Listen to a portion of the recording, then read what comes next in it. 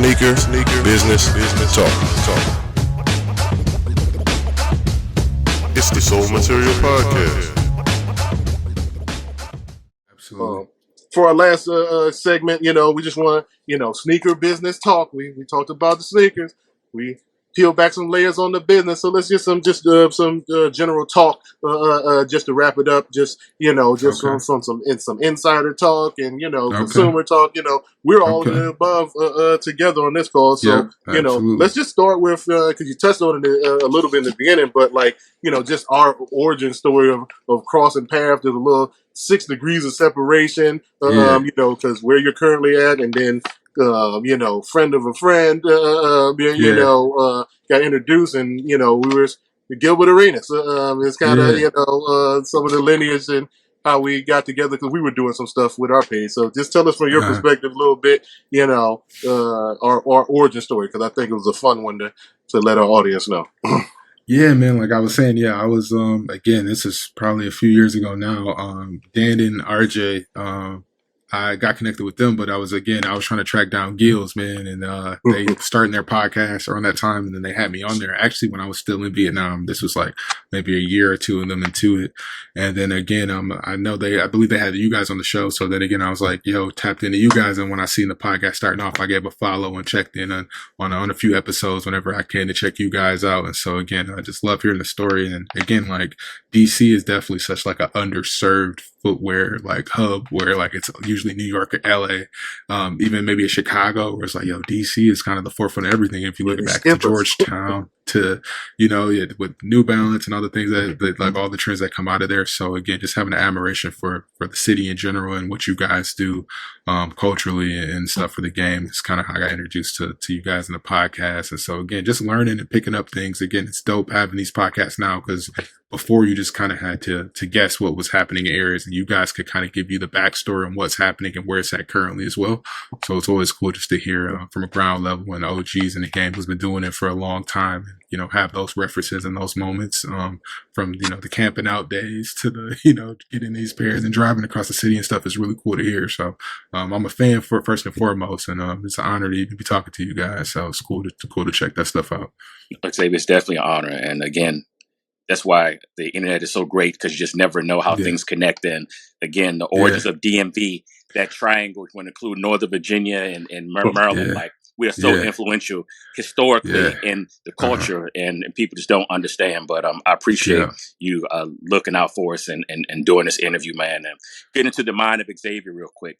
Give us some of the common goals in your estimation of preserving sneaker culture. Common goals of preserving sneaker culture. That's an interesting one. The culture changes and shifts. I think each generation has their own take on it. All right. But, I guess, again, for me, I kind of pride myself on somewhat being a historian for me personally. Again, like I kind of spoke to some of the product, like, man, it's such an honor, to be able to work on some of the stuff I get to work on and working with some of these athletes. It's like to really dive into like, not only like, okay, the design of this shoe, but like, what was the thinking behind it? It's always really cool for me. And any way I could kind of bring some of those learnings or processes to any of the projects I work on, whether it's from a design or a color or a material perspective. I love to do that because, it kind of continues that initial lineage, for whatever that came before it. Again, I'm on my time with Reebok again, sitting with Scott Hewitt, designer Iverson, going over to, Adi, and talk to James Carnes, and a guy that I really wish I would have got to talk to, recently, passed away. The guy who designed I just forgot his name, designed the Air Jordan 1, Peter Moore, with Adi. He did the Mountain logo and created EQT. I really wish I got time with him, but it's like, these are guys that pioneered the game and made these like large shifts. And it's always really good to know where you have been before, to know where you can move going forward. And so, anytime you could get time with these guys, even at Nike, the Tinkers, the Avards and stuff that I haven't been able to connect with yet, like I would love to, again, just to get their perspective, and hopefully some of that magic rubs off on me, and, being able to, kind of tell their story and remix it in a new way if you can. But it's more than just design lines, like intent, like understanding where they were at the time, what the limitations that they have, what would they do if they had the chance differently? And then how does that inspire, what you can do next? And then again, when you have the opportunity to do it for the first time, when you're working with a new athlete or someone that's, embarking the new journey, hopefully I could be the person and embark that wisdom down to the next line that comes after me. So whatever I can do in that aspect is how I look at it. But culturally, man, I'm not 100% sure quite yet because it kind of changes. But again, that's kind of like as long as we, hopefully we can keep embracing. Sometimes we kind of look down because we look at our own experience, and then you look back and it's just like, well, they're not doing it right. But are they? So it's always that balance of 100%. Of the perspective. You know what I mean? So it's always interesting when we actually have those type of conversations because if we ask you that question like this winter, you might have a different answer based on what's happening with the season or where the kids are, what's trending or who's picking up on things. So, and this, just speaking into the future, because we've touched on multiple aspects of, the digital side with tastemakers and influencers. So, I think we covered some of that. But, you kind of said it like, and you literally have the experience with the retro mod experience, and this is more of like your personal preference, right? New design or retro, or like retro OG, and it's like three. New design, like brand new, retro, or like the retro plus, where with some enhanced technology. So where do you live at? I know you could probably go all the way, but like, is there one of those categories that you personally prefer, or you just like OG? It has to be exactly the way that it was before, or you cool with the mix with the extra performance because you're probably rocking them too. So I'm definitely where are you on the scale of retro vibes? That's personally tough, and man. professionally. Yeah, man. I will say, like, in order to forward push this industry to new genre, new design is always like number one. But personally, if I had to pick, I'm definitely retro plus. Like, I like the idea of something having that like 99% same kind of exterior, but if you can make it a little bit better, whether that's for just normal wear or actually performance, like, can we do that? And again, in my past experiences, I feel like I may have fell a little short with doing that, but anytime we could do that, I would love to. Like, even working on the LeBron business now, like, that's like a dream of mine. Like, we could get LeBron over in Protro and figure that out for, Zoom Gym, LeBron 2s, LeBron 6, whatever we're doing. Like, that's like a real dream of mine to be able to do that. But that's because like I grew up in that era. So I'm definitely biased towards it, but definitely new design, new innovation.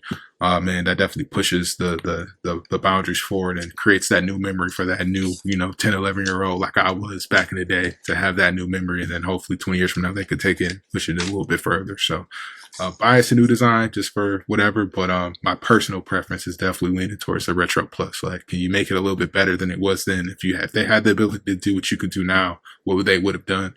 And again, the aesthetics could be the same, maybe slight tweaks. I'm not 100% like even like some of the stuff I was showing with the Iverson solution. Like, a part of me didn't like that it was so much like the question, but then a part of me was like, I preserved the lines of the question. So it was like a balance of like, I couldn't really figure out like if it was like, the best or not, but it was done before. So again, it wasn't like a completely new silhouette. So I think I did a good job of finding that balance, but definitely like, you got to move the future. You got to move the needle. So that's where all the now that you mentioned that with the solution, it actually makes sense. Now that we learned a little bit more of the inspiration, just because it was, it definitely does represent the silhouette in its legacy, if you will. Yeah. But then at the same time, it's not like Frankenstein. Exactly. This stuff was just thrown together or chopped off, and then exactly. you called it something fancy. So, what I think that's what we try to illustrate here at with our podcast, and make sure that we highlight those details, and and just have that conversation to appreciate the details. It's a beautiful thing, and a lot of things you get overlooked. It's just like those little nuggets. It's just, again, it's this in other cultures and music. You guys had to listen to a song a couple times and pick up on that line or something that means, or you had to experience something a lyric to mean something to you. So it's the same thing with these shoes in the story. So Absolutely. So, as we, get through some of our general talk here and on the tail end, we just wanted to do just a quick rapid fire session. Okay. Where I'll put you on the spot, and just come up with, some elements of the shoe or whatever, or whether it's not necessarily just the product itself, but the shoe, the athlete, the brand. You work for multiple brands, so we're just gonna pick a topic. We're just gonna do about 2 or 3 topics, and then we'll do like Family Feud style, where we just we'll just name an element, and then whatever, like the first shoe or whatever the first thing that comes to your mind, just come with it. All right, so we're just gonna start. We'll start with technology, all right? With just sneaker technology. So I'm just going to start off like Air Max. If I just said Air Max, what comes to your mind? Anything. Man, walking on air, I don't know. Air Max, got the bubbles. There's a big debate going on right now. We're getting the OG big bubbles. Yeah, the big are they bubble, coming back? You know what I'm saying? What about, let's go over to Reebok. Let's go. We've talked about it so much. So, what comes to your mind when we say DMX technology, like that cushioning system? Man, I'm like thinking of like the performance properties. I don't know if that's a good idea. I'm like, I don't know. I'm thinking of like moving air, ambient air, but I don't know if that's a good answer. Iverson, I don't know. Yeah, either way, because the way that we both, Kevin and I both have talked about the sensation of the DMX technology and just moving back and forth. We compared it to Zoom sometimes, in the responsiveness, especially in the forefoot, like the OG DMX, that really you really got to feel that on the first answers as well. So and then that's crazy just, story about that though. So man, when we were, I don't even know what year this was. Probably 2016. We were working on what shoe were we bringing back? I can't even remember. It was a running shoe or something we were working on at the time, and we were trying to figure that out because we were getting caught out for having fake DMX, or it wasn't real. It wasn't the same as it was, right?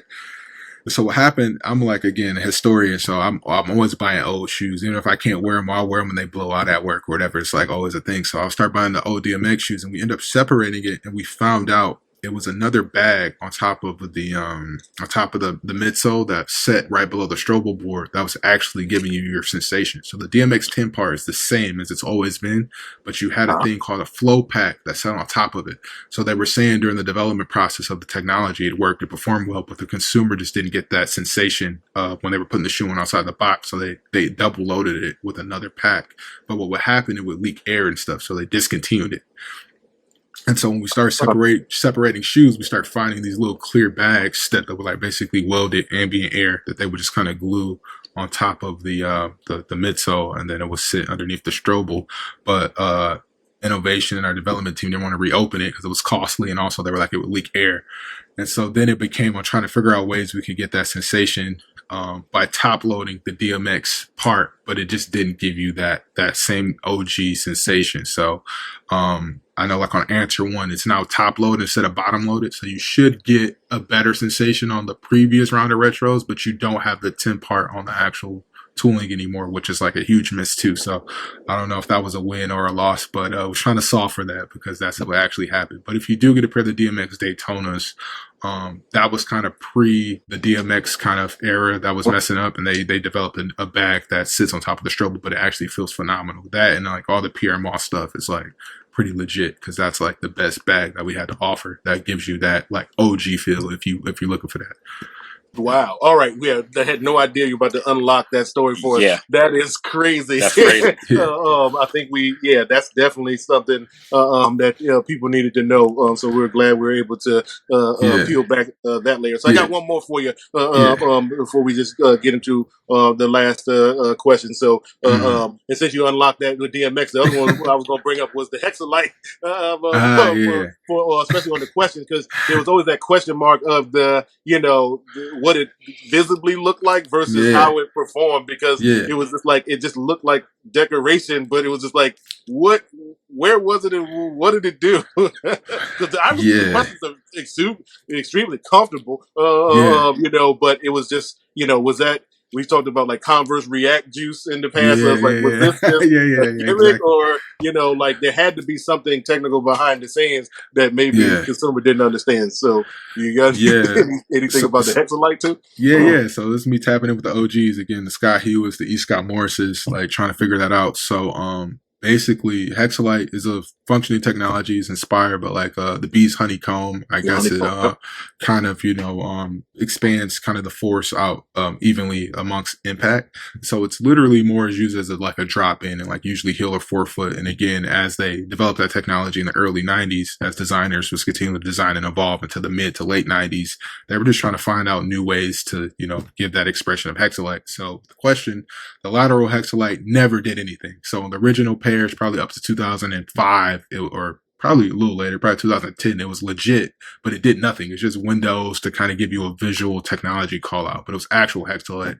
Now, moving forward, I believe the vendor or supplier who initially made that either changed or something ended up happening where we had to end up kind of faking the windows of Hexalite. Some of our product actually still had actual Hexalite, but the question does have like these TPU pieces that aren't the original kind of softer, pliable kind of filaments that you would get from the original stuff. But yeah, it never really had a performance benefit laterally. But as you know, on the bottom of the shoe, it kind of has that call out where you do get a little bit of a crash pad on that and the Kamikaze, some of the Shaq stuff as well, Shaqnosis. But laterally, it did not provide any performance benefit. It was just like a design element to, you get retailers happy. You got a lateral tech call out now instead of just something you got to have on the bottom of the shoe. It shows up better laterally on the shelf read. And so that kind of inspired design to kind of start taking those liberties to kind of evolve that look over the years. So. Yeah, I think that's what we, just that like the visible air, just something that for the consumer, a line of sight to say, oh, that's a thing. Oh, that's technology. For exactly. just from like you said, from the point of sale, eye on the wall. So no, appreciate you because again, this is what we strive over here is to peel back the layers and then just understanding. This is what we say: clarity over popularity all the time. Because this is definitely some clarity. Go ahead. Really quick, Xavier, I got a rapid fire for you, and I got to do this topic. Just three categories, not just one. Just strictly personal. I want you to get in trouble. Category: LeBron James releases. Here are my three greatest all-time design. Like the actual shoe or like colorway? Yes. The shoe. Air Zoom Generation 1 is by far my favorite. I'll probably go 2 at number 2. And then when JP, my dog Jason came in with the 6, that's probably like number 3 for me. Nice. Underappreciated LeBron Man, it's a lot, man. I guess I'm a little biased because I'm there now, but definitely the 20. Like, I mean, it's getting the love, but like the way that they kind of changed the trajectory of the brand and the aesthetic of what they were going for, to being where it's at now. Even though it's a simple design, I know a lot of people say it's a Kobe-ish shoe. But to see where, Jason and Whitney Eddy, who, again, I got to give her a shout out. She's our product manager. Great woman. Phenomenal at what she does. Again, being a woman of color in product marketing for an iconic line like LeBron is like unheard of. So got to give her a shout out. But she was the one that really kind of helped steer that ship to where we got to and where this new journey is kind of going for the 20 on forward. And so definitely I would say that's unappreciated, but that's because I'm there seeing it. And then just from a personal perspective, like I liked a lot of the kind of like soldiers and kind of Team LeBron stuff. A lot of that gets slept on. I forget the name of the shoes. Like the 25 and 5. 25 and 5. Yes. Oh, one of my favorites. Incredible. Oh man, incredible. Yeah. I want those back for sure. That's one that I feel is really underappreciated as well. But he's got a lot of gems in there, man. But yeah, definitely say 1, 2, 6 are my top 3. Underappreciated. I go at 20 and 25 and 5. If I did another one, what I do it. Maybe I'll go LeBron 9. I kind of like the 9 a little bit. Understood. And my last category, personal, the match performance-wise, whether he performed in it, your performance-wise in the court, so forth. Most memorable. Colorway and or design. South Beach for sure. The South Beach, LeBron 8 for sure. It's like the most, like probably iconic. And then just the first game at Air Zoom Generation 1, like that shoe is kind of crazy. Like, I mean, performance wise too. I think even now, like people put that shoe on, be like, it's super comfortable. And even back then, like that was one of the shoes I got for Christmas in like 5th or 6th grade. I forget when. And I was like, yo, like I need the LeBron. So I was one of like the kids who are now into LaMelos, for Bron. So it's kind of surreal. 20 years later to now be able to work on some of that stuff. It's like super surreal at times. But, yeah, those are probably the two I think of. Like the Canon 9 was dope too, or Big Bang, stuff like that was pretty cool too. Like being in college, being able to get some of that stuff. But yeah, I don't know. Yeah, that's probably 3. My top 3 for that. Yeah, Appreciate it. Nice, Yeah. Bron. Yeah, we did one of our most popular episodes for the last season was the Family Business Consortium, and we just talked about the LeBron line and also Steph Curry as well, and how they're already setting themselves up for the post playing career, and even with the LeBron line with the next moniker to talk about this is built for the next generation, and then both athletes had their kids were part of the rollout, and it really just passing the torch to the next generation. So love to see those storylines get passed along generationally as well, because I can only imagine especially LeBron and Bronny and Bryce just being able to have a little bit more input as well on what they like, or like what do the kids like? Like I guess that's a old person question now. Like, hey, what do the kids like now? So good to see that coming together for the future. So appreciate your insight and foresight as well. So minding our time, just wanted to just have one more session, just get your eye on the design that we had.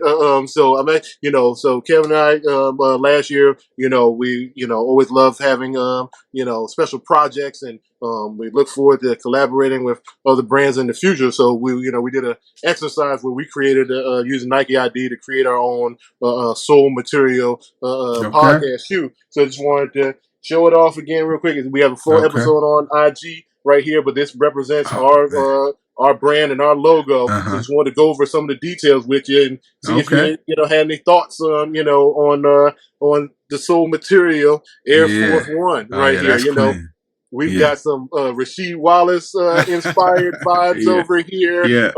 We also have the we have a clean white upper, what I mean? But we went with the gum sole, that white on the gum sole, and especially like it's just something extra special about the gum sole, and you see a lot of that in DC as well, especially maybe an all black Air Force One with a gum sole. That might be semi-formal attire as well. But one thing about us at Soul Material is, again, we appreciate the details. So we actually have white patent on the panels, but one of our signature moves is to have two colors. Two of the same color, but different materials stacked on each other. All right. So we put the tumbled leather on the toe box because, if you actually wore those patent leather Air Force back in the day, it's a crease. See? So we got the tumbled leather on top, so the white leather on top of the patent body. The check is also 3M and the blue patent underneath. And then look, here we go. We got some mesh layers on the tongue, and then also our other moniker. We got, oops, can you see it? The podcast to cheer for. Hold on, get that. The podcast to cheer for our moniker. There you go. On there, you know what I'm saying? So, just give us a quick feedback or whatever. Like, is this something? 100%. That you can see, or do we get Xavier's approval? I definitely get the approval. 100%. Man, I don't have to make me a pair to commemorate and rep for the fellas. Y'all did a really good job. I wouldn't even thought those were Nike ID. How like y'all were able to do so many different things, the materials as well as the the custom woven labels on the tongue. So look nice. Yeah, we wanted to do a bespoke as much as possible and have the experience and like experiment. There was just a exercise for us to go through, just a creative process. It's kind of our practice and visualization for the future, and working with potential brands and just learning how to collaborate. Learning how to if Kevin and I both had like totally, separate ideas, but then we found our common ground, Okay. and then start building on that. You know what I mean? So I definitely wanted to show off our Air Force One, knowing that was 100%. a anniversary shoe, something that was special to you, and then 100%, for man. us being able to bring something to life too. Like we want to continue to just display like who we are as podcasters and curators Mhm. of this culture, because we're not just people that just have opinions on the sideline. We've been in the Yeah, industry, exactly. and like when we critique other collaborations, that was another reason why we wanted to do this. Because like, look how much thought we put into this. That means that we Absolutely. appreciate the things that we create, we Yeah. critique on the same Uh-huh. level. So glad Absolutely. we got to And share and that with you. definitely, and add on to that, Absolutely. Xavier, I wanted your take on one thing that Tony and I experienced was color placement and how placing a color, even in the most minute places, could change the entire shoe. You Yeah, mind just absolutely. elaborating on that? Because I didn't realize how significant that was. And now I would say I have more grace now when it comes to Yeah. shoes and colorways because I Yeah. understand now the method behind the madness. And it's like, oh my gosh. Yeah, man. Yeah, definitely, man. Color provokes emotion, man. You bring the life into the shoe for sure. And it's wild. Like, man, you usually doing the exercise, you may do 20 versions of it before you get to the point where you feel it's the most palatable. And, you guys probably went through it yourself. Yes, Where you're 17, like, indeed. 18, okay, 17, 18. yeah, exactly. Maybe this is what's best for the consumer. So yeah, man. And sometimes you hit or sometimes you miss. Definitely staring at the computer all day, you could kind of go down your rabbit hole. I know that happens to me sometimes where you need to step away and then come back to it. And then sometimes you're working on so many different colorways at a time that it's kind of like juggling a lot.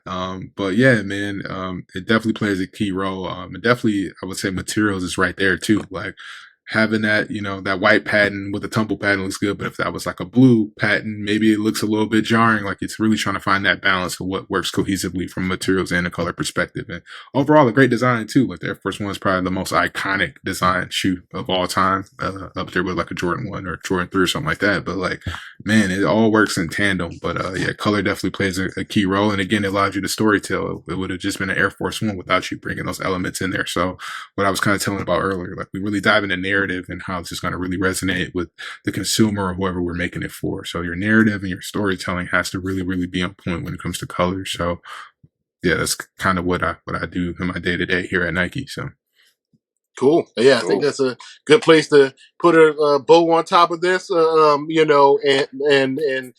for our audience, you heard it. We got the cosign. yeah, it's dope. It's dope. We know what we're doing. And again, Xavier.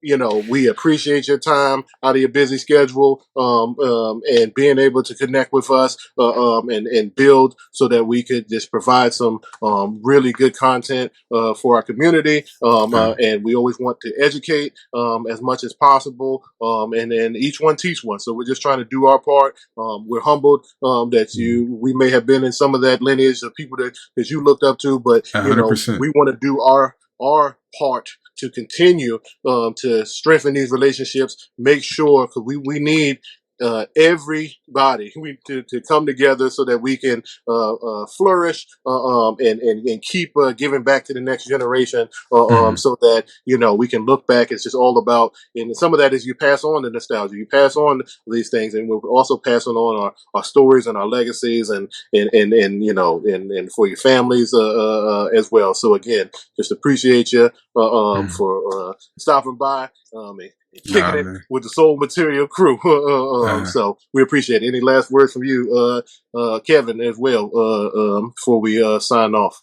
Definitely, Xavier. We talked about this prior, but I think it's really huge for us because my main motivation for doing what we do is if I was gone tomorrow, what legacy or what do I have? So I think about elaborating, going to references. And I think that this interview is a great reference. Man. So you have to come in here and kind of listen because you get some tidbits, you get some behind the scenes visually, and you heard some things you never heard before, and you get some stories that you wouldn't have got nowhere else outside of hearing it from you because of your experience, what you have done. So again, this definitely goes into that archive, and this is definitely something that for years to come, this would be something that can be educational for people all the way around because the foundation is there. Thank you for your time and thank you for supporting us. And we definitely supporting you. And again, pushing that needle forward the right way. And again, it's about sneaker business talk here. But again, clarity over popularity. This was clarity beyond comprehension. And thank you for your time, man. This has been awesome.